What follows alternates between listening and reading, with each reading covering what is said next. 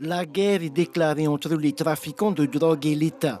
En 2019, plus de 12 kilos d'ice ont été saisis et près de 1800 infractions à la législation sur les stupéfiants constatées. C'est 2 fois plus qu'en métropole. Ces chiffres devraient s'accroître en 2020 avec l'aide de la brigade cynophile. C'est aussi une action de fond qu'il faut mener. Et là, nous n'agissons pas seuls. On agit avec le pays, on agit avec les communes, avec les associations, avec les églises. Parce que c'est un phénomène sociétal auquel nous devons faire face et il faut pouvoir apporter un soutien aux familles, aux jeunes. Et ça passe par ces différentes dimensions. D'un côté la répression, d'un côté l'appui et l'assistance. En Polynésie, plus de 2900 victimes de violences ont été enregistrées l'an passé. 1633 d'entre elles l'ont été au sein de la cellule familiale et 1154 au sein même du couple.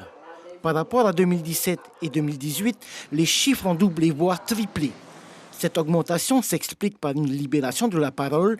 Les victimes osent parler, les plaintes suivent.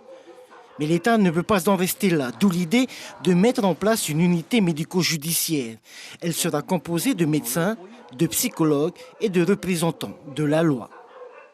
L'unité médico-judiciaire, c'est important. Le procureur général a eu l'occasion de le rappeler, parce que c'est un moyen aussi d'accueillir les personnes victimes. C'est-à-dire d'apporter des réponses à la fois en termes d'appui, je dirais en termes de santé, on peut le dire, mais aussi en termes d'assistance judiciaire.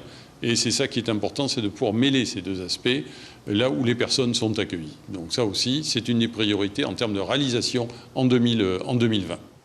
Ce projet d'unité médico-judiciaire prendra en charge des mineurs et des femmes maltraitées. Il devrait voir le jour en milieu d'année à la rotonde du Taoné.